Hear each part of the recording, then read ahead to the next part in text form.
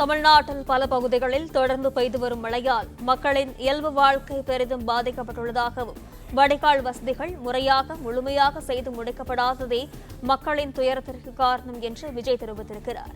விவரங்களுடன் செய்தியாளர் யுவராஜ் இணைப்பில் இருக்கிறார். வணக்கம் யுவராஜ், விவரங்கள்.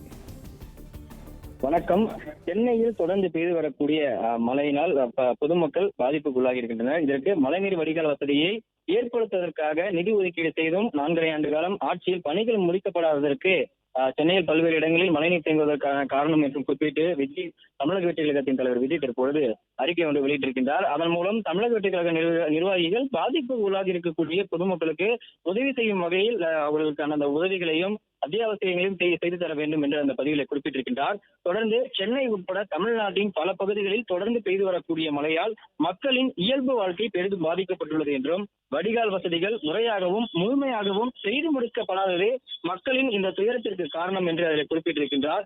பொதுமக்கள் தங்கள் பாதுகாப்பை கவனத்தில் கொண்டு எச்சரிக்கையோடு இருக்க வேண்டும் எனவும் மழையால் பாதிப்பிற்கு உள்ளாகும் மக்களுக்கு தேவையான உதவிகளையும் பாதுகாப்போடு செய்திட வேண்டும் என்று தமிழக வெற்றி கழகத்தின் நிர்வாகிகளுக்கு கேட்டுக்கொள்வதாக அதில் குறிப்பிட்டிருக்கின்றார். தொடர்ந்து மழைநீர் வடிகால் வசதியை ஏற்படுத்துவதற்காக நிதி ஒதுக்கீடு செய்தும் 4.5 ஆண்டு கால ஆட்சியில் பணிகள் முடிக்கப்படவில்லை.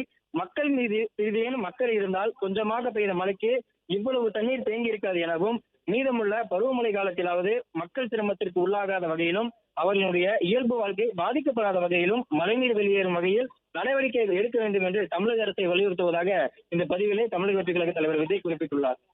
பிளே ஸ்டோர் மற்றும் ஆப் ஸ்டோரில் இருந்து பாலிமர் செயலியை QR கோடு மூலம் பதிவிறக்கம் செய்யுங்கள். செய்திகளை உடனுக்குடன் பெறுங்கள்.